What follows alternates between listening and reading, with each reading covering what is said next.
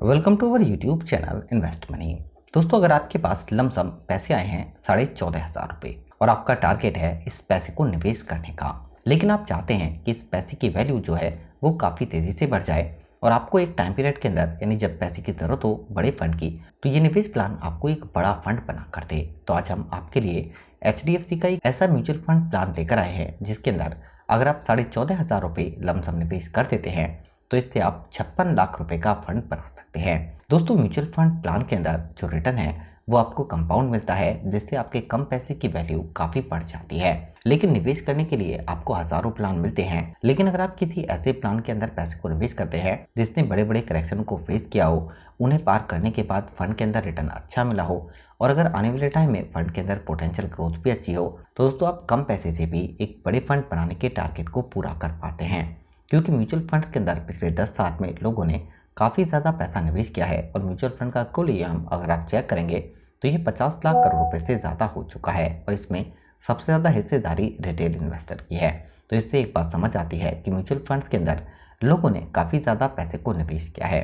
लेकिन अगर आप म्यूचुअल फंड्स के अंदर लमसम पैसा निवेश करते हैं और आपका टारगेट अगर लॉन्ग टाइम निवेश करने का है, तभी आप एक बड़ा फंड बना पाते हैं।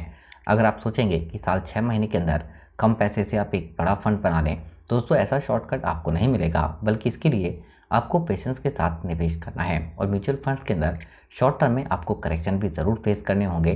जैसे अभी आपने पिछले महीने मार्च में देखा होगा, अगर आप स्टॉक मार्केट को ट्रैक करते हैं तो पता चलेगा कि यहाँ पर 6-7% का एक शार्प करेक्शन देखने के लिए मिला था। या फिर अगर हम स्टॉक मार्केट क्रैश की बात करें तो 2020 लॉकडाउन के टाइम वैसे आप चेक कर सकते हैं, यहाँ पर स्टॉक मार्केट 16-17% तक क्रैश हुआ था।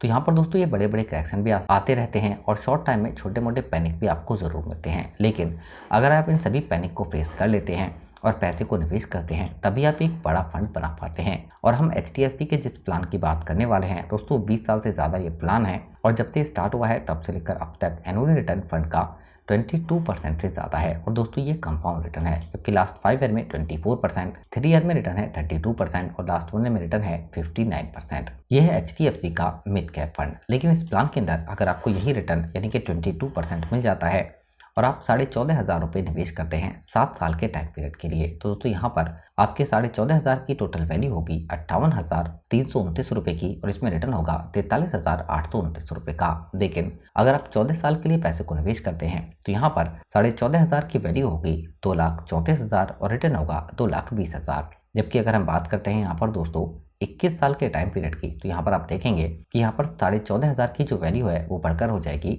9,43,000 रुपये और इसमें रिटर्न होगा 9,29,000। लेकिन अगर हम 30 साल की बात करते हैं तो इस 14,500 रुपये से अगर आप निवेश कर देते हैं तो यहाँ पर आप इससे 56,51,000 रुपये का फंड भी बना सकते हैं। लेकिन दोस्तों अगर आप म्यूचुअल फंड्स में निवेश कर रहे हैं तो आप फंड के पोर्टफोलियो को ज़रूर चेक करें, ताकि आपको ये पता चल सके कि आपका पैसा किन इंस्ट्रूमेंट में और कहां पर निवेश किया गया है। यहाँ पर ज़्यादातर पैसा इक्विटी के अंदर निवेश किया गया है और अगर हम उन स्टॉकों की बात करें जिनमें पैसे को निवेश किया गया है तो इसमें आपको Tata communication, Apollo tyre, max financial services, max health care, the federal bank, Indian bank, IPCL laboratory, Hindustan petroleum, यानी कि दोस्तों ये ऐसे स्टॉक हैं जिनके अंदर आपको अच्छी ग्रोथ मिल सकती है, जिसका फायदा इस म्यूचुअल फंड को जरूर होगा। जबकि अगर हम फंड के NAV के प्राइस की बात कर लें तो यह है 174 रुपीज़, 60,000 करोड़ रुपए से ज़्यादा फंड का यूएम है, यानी कि इतने पैसे लोगों ने प्लान के अंदर निवेश किए हुए हैं। फंड की रेटिंग 4 है, जबकि यहाँ पर लमसम में आप कम से कम 5,000 से भी निवेश कर सकते हैं।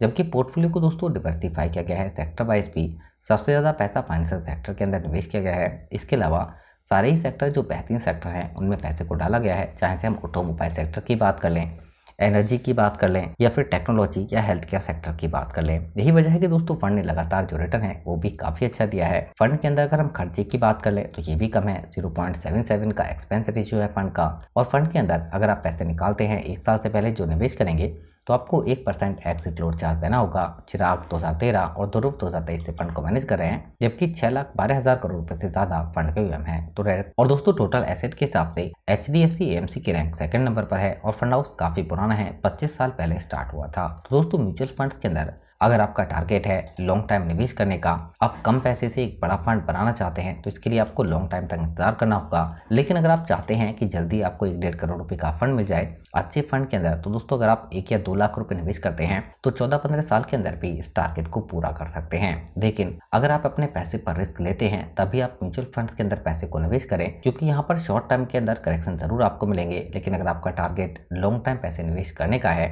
तभी आप म्यूचुअल फंड से एक बड़ा फंड बना सकते हैं। दोस्तों ये वीडियो आपके एजुकेशन पर्पस के लिए है। वीडियो से रिलेटेड कोई क्वेश्चन होता है तो आप जरूर बताइए। अपने फ्रेंड्स के साथ वीडियो को शेयर करें और चैनल को भी सब्सक्राइब जरूर कर लें। Thank you for watching.